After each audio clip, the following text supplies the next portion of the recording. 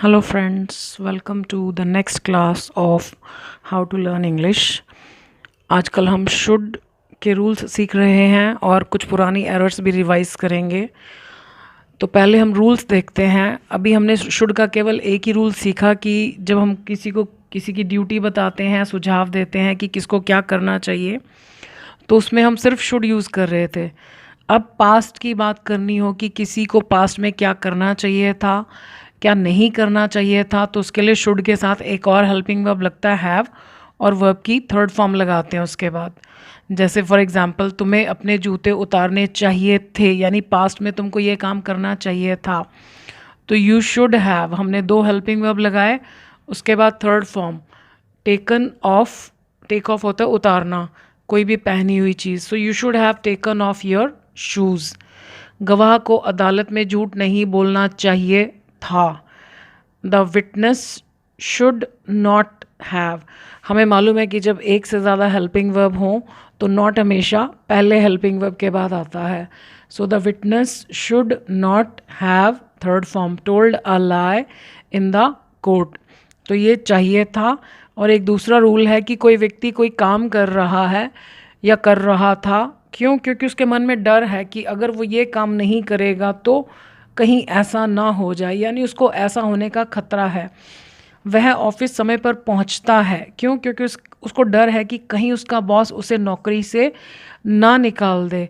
अभी तक हमने देखा कि शुड का मतलब हिंदी में होता था चाहिए, लेकिन इन सेंटेंसेस में चाहिए कहीं भी नहीं दिख रहा, लेकिन इसमें शुड यूज़ होता है। वह ऑफिस समय पर पहुंचता है, ये सिंपल प्रेजेंट टेंस है। He reaches his office, reach के बाद आप कहाँ पहुंच रहे हैं, इन, ऑन, एट, कोई प्रपोजिशन नहीं यूज़ होती है। So he reaches his office on time. Lest, अब इसमें आपको दोनों सेंटेंसेस को कनेक्ट करने के लिए बीच में लेस्ट लगाना है। आप ये मान लो कि इसका मतलब है कि कहीं उसका बॉस उसे नौकरी से ना निकाल दे। अब ये सेकंड वाला जो पार्ट है इसमें हमको शुड ज़रूर लगाना है। हम कह रहे हैं कि नौकरी से ना निकाल दे। अब इस पैटर्न में ना के लिए आप नॉट बिल्कुल नहीं लगाएंगे, क्योंकि इसमें बाय डिफ़ॉल्ट लेस्ट के साथ जब शुड आता है तो उसका मीनिंग नेगेटिव ही होता है। हमको नॉट नहीं लगाना शुड के बाद, अगर हम लगाएंगे तो वो गलत हो जाएगा। So lest his boss should fire him, कि कहीं उसका बॉस उसे नौकरी से ना निकाल दे। बहुत सारी बुक्स और मैगजीन्स में अगर आप पढ़ेंगे तो कई बार आपको शुड भी नहीं दिखेगा। शुड को हम छिपा सकते हैं, लेकिन अगर हम शुड को छिपाएं या दिखाएं, जो वर्ब है, जो रूल है, वो शुड के अकॉर्डिंग ही चलेगा। So lest his boss should fire him, fire means नौकरी से निकाल देना। तो ये मैंने आपको रूल्स एक्सप्लेन कर दिए हैं। अब हम एरर्स देखते हैं, कुछ शुड वाली, कुछ जो पुराने मॉडल्स किए हैं और कुछ उससे भी पुराने जो हमने रूल्स किए हैं। एरर वाली सारी वीडियोस आप एक एक करके देखेंगे तो आपको सारी एरर्स के रूल ध्यान रहेंगे कि क्या किस में क्या गलती होती है, किस रूल में। तो पहला सेंटेंस देखिए, एरर्स, ये एरर्स वाले सेंटेंसेस हैं। Should he has shown the report to the doctor. Models जितने भी हैं, will, should, can, could, may, might, किसी के साथ भी हैज़ नहीं आता, किसी के साथ भी नहीं। हालांकि ही के साथ नॉर्मली हम हैज़ ही लगाते हैं, लेकिन मॉडल्स के साथ केवल have. So should he have shown the report to the doctor, ये वाला रूल है कि क्या उसे रिपोर्ट डॉक्टर को दिखानी चाहिए थी, तो यहाँ पर हैव आना चाहिए। She should have not gone alone, उसे अकेले नहीं जाना चाहिए था।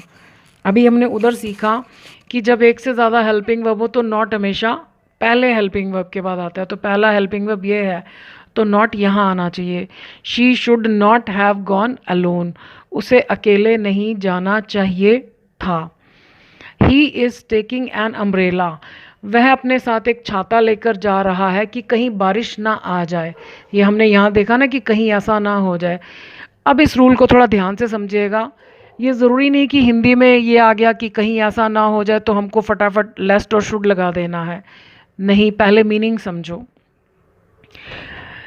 ये कहीं ऐसा ना हो जाए का मतलब है कि आप देखो कि अगर वो ये काम नहीं करेगा तो ये काम, क्या ये काम होगा? हाँ, हो जाएगा ना। अगर वो ऑफिस टाइम पर नहीं पहुंचेगा तो उसका बॉस उसे नौकरी से निकाल देगा। अब अगर वो छाता लेकर नहीं जाएगा तो क्या बारिश आ जाएगी? कोई ज़रूरी नहीं है।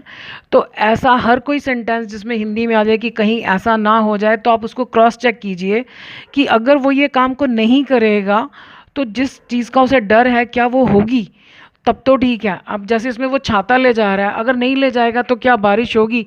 नहीं, कोई ज़रूरी नहीं है। तो इसमें लेस्ट और शुड वाला रूल नहीं आएगा। इसकी इंग्लिश ऐसे होगी कि he is taking an umbrella with him because it may rain, क्योंकि बारिश हो सकती है। लेस्ट इट शुड रेन नहीं आएगा क्योंकि हिंदी में आ रहा है कि कहीं बारिश ना हो जाए। Will I put out my cigarette, put out होता है बुझा देना, कोई जलती हुई चीज़ को बुझा देना। क्या मैं अपनी सिगरेट को बुझा दूंगा? मैं क्या करूंगा ये कोई दूसरा कैसे बता सकता है? तो यहाँ विल गलत है, shall I put out my cigarette, क्या मैं अपनी सिगरेट को बुझा दूँ? क्या ख्याल है आपका? क्या मर्जी है आपकी? मानना या ना मानना हमारे ऊपर डिपेंड करता है।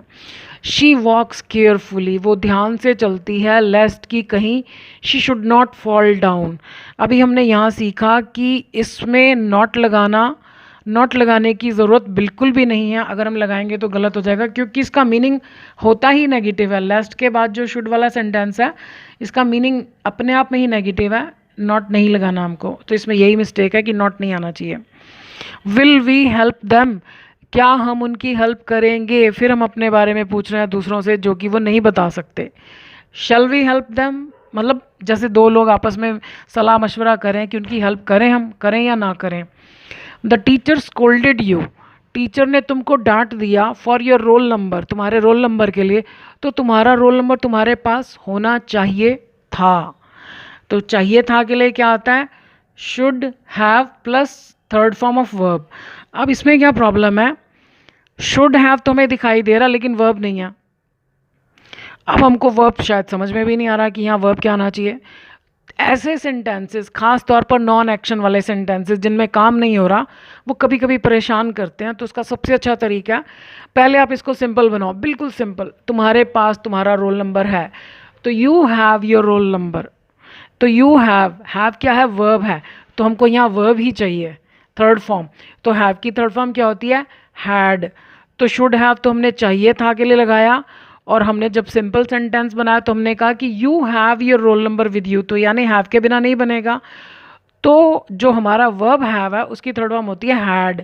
सो you should have had it with you.